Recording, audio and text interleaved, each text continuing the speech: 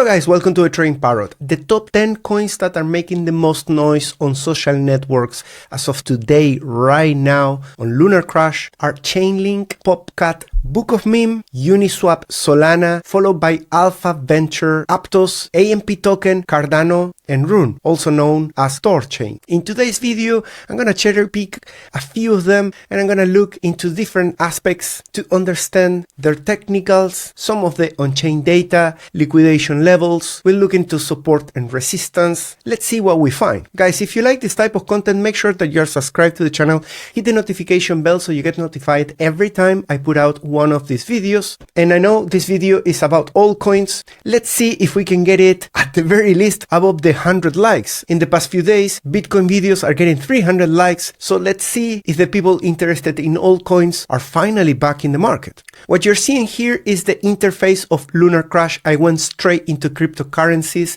and all I did with this chart is sort it by alt rank. Alt rank is a metric introduced by Lunar Crash that is combining social and market metrics to rank all the coins in the market based on their performance. It's updated every hour, so maybe by the end of this video, the same coins I'm reviewing might go lower in the rank, who knows. The important part is that those top 10 coins that I just mentioned are running very hot at the moment, and I want to see why. Worth mentioning as well that at the top of the ranking on Lunar Crash, I selected the filter of trading volume above 100 million. And this is because below that, we start getting a lot of very crappy tokens. And I'm not very keen on doing TA on those. They're very manipulative. They really don't respect that much any TA. I also limited to the top 500 market cap, which is already a lot. Most of the time, I focus on the top 100, but let's see what we get. The top one at the moment is Chainlink. You can see that is located at the top of the rank. The price is $12. In the past 7 days, it has done 9%, and it has made a move in the rank of coins of 366 coins towards the top. The engagement on the socials has increased to 5.6 million, which is very high. Looking at the chart on the weekly, we can see that it's below this trend line in here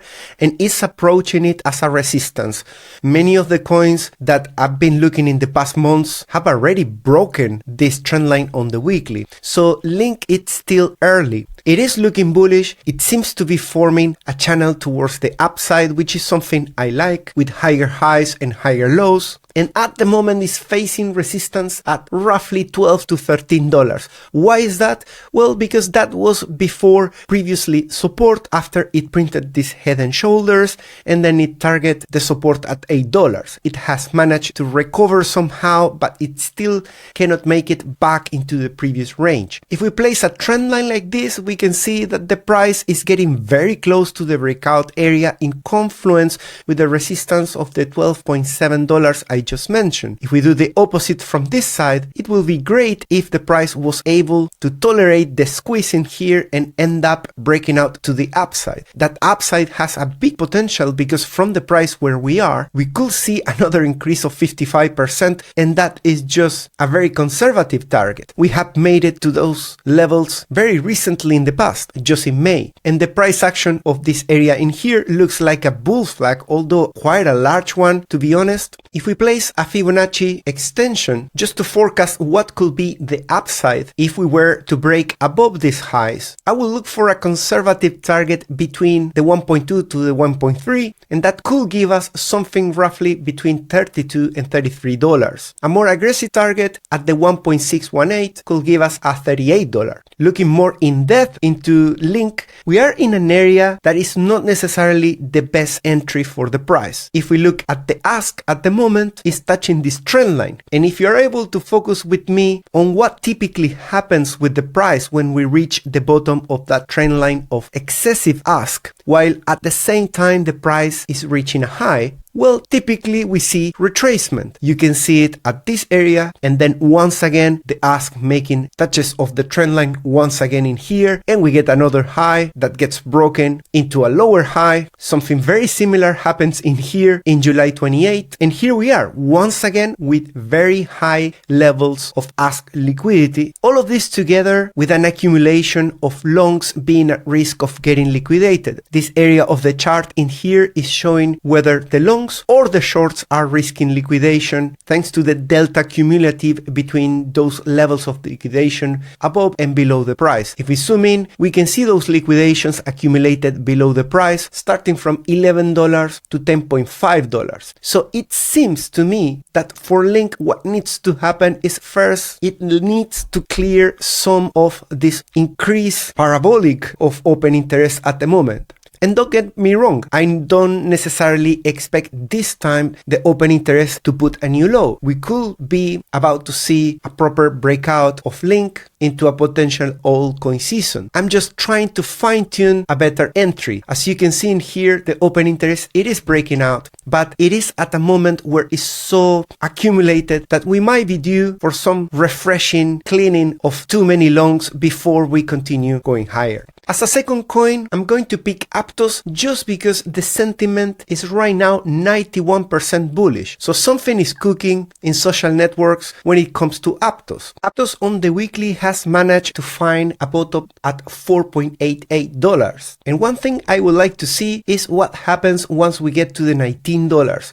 That's a little bit far from here, but if we were to get into that area once again, we could be completing some sort of double bottom formation in here with a target of $78. That is based on the high of the double bottom formation. Of course, that means waiting until we get first into $19 to break out. We are right now below resistance at $11. It's a lot more important to see what happens after that. If we see a small rejection and then we continue into the $20, that will be amazing. But if we are pushed back into these lows, then we are gonna completely destroy the potential for that bullish breakout above the $20. For the shorter term, I will say the best idea is to wait for a breakout above the $11, coming back for a retest, and at that area looking for a long. RSI is all over the place on Aptos, so there's not much more that we can conclude from that apart from having a breakout around July, and since then it's been doing higher highs and higher lows on the RSI. It's been quite bullish. Something that comes to mind is that if you place a trend line like this with these three touches and the price was to come back at a level of 50, it will be quite healthy to see a bounce from there for a continuation. That 50 on the RSI is currently located at $8.20, so that pretty much is in confluence with what I was saying. If we see a rejection, hopefully we hold around that $8 something and we continue to hammer the $11 for a breakout. Once the breakout is confirmed by a retest, then you can get a better entry. And I think it's wiser to wait for a rejection of $11 into the $8. I'm not saying it's guaranteed we get rejected there. Aptos could pretty much break out tonight. No one knows.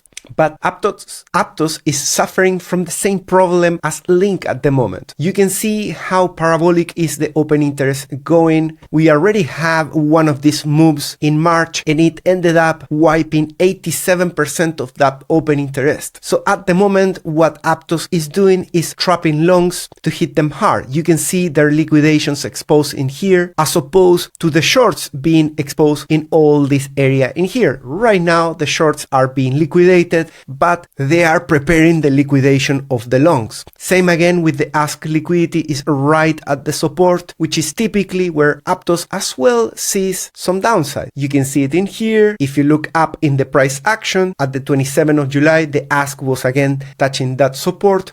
Then it went down. Same in here. At this point, the move down was 45%. And there's the only exception on 10th of March, where we were actually touching the trend line, but the price still rallied 46% to the upside. Pretty crazy price action for Aptos. And I'm gonna also give the preference today to TorChain RUNE, the coin, which is also with a sentiment of 90%. And it has climbed 467 levels in the old rank in the past few days. So something is also cooking with RUNE. Let's have a look. I have a personal relation with RUNE because I was left holding a red bag the whole bear market with this coin. Luckily for me, I decided that I still like the coin. I didn't like holding it the whole bear market, but I got so lucky that it eventually made it beyond my break-even price. So I ended up making profits, which is not usually the case when you hold a coin for the whole bear market. I think I even posted on Twitter at the moment I was selling, which is somewhere in March, where we were making these highs in here. When we look at the weekly chart, we can see that Rune is at the moment battling with the $5.4, which has been previously level of support in all this price action in here. In 2021, we found support at $6.3, so I'm still keeping that level in there intact. Potentially, if we manage to break above 5.3, we could be making a journey into there. This looks to me like a bull flag, to be honest. On the weekly time frame is still holding in there. We had this breakout in here, but if we look at the RSI, that breakout, which happens roughly on the 9th of September using the weekly time frame, it's a local breakout. A global breakout will be if Rune manage to hit this trend line in here and go beyond it. That is located at an RSI of 58, currently located at $5.8, so it will be awesome if we can get over the 5.3 and test 5.8 and hold it. I believe that could be a lot of headroom for the price to continue going higher. I think this price action on Rune is just screaming for a Fibonacci retracement from bottom to top to bottom to see what could be the next projection of the price. A conservative price target of $16.4 to $17, followed by a more aggressive of roughly $20. And that will take us pretty much to the previous all-time high closing price that we have in May of 2021.